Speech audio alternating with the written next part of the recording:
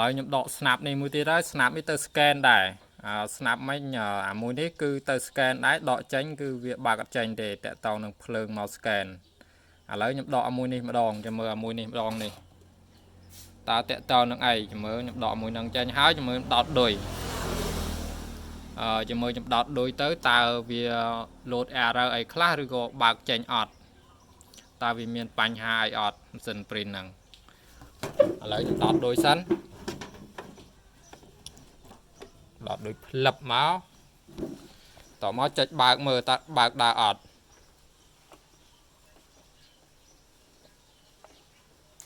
ចុចបើកគឺដើរទេអត់ដើរដូចគ្នា snap ពីរហ្នឹងតាក់ទងនឹង power ដូចគ្នា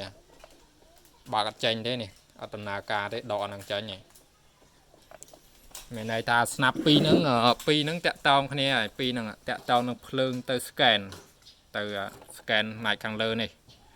snap ពីរនេះគឺតាក់ទងភ្លើងទៅ scan នេះចិត្តអស់ហើយនៅភ្លើងមក sensor នេះម្ដងនេះ sensor កន្លែងនេះចាំមើលតើខ្ញុំដក snap វាទៅតើវា load វាមិនឥឡូវខ្ញុំមកដោតវាទៅវិញសិនតមកបន្តដក snap នេះមួយទៀតដក snap នេះក្រោមនេះខ្សែនេះមកសំណុំនេះ sensor វាកន្លែងនេះហើយ sensor ខាងក្រោមវាមកកណោ sensor ច្រើនអាហ្នឹង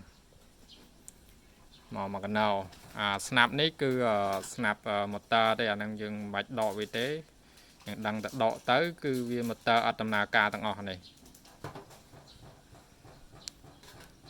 ឥឡូវដោតវាវិញសិនដោតនឹងវិញសិនខ្ញុំតេស្តដកមួយទៀត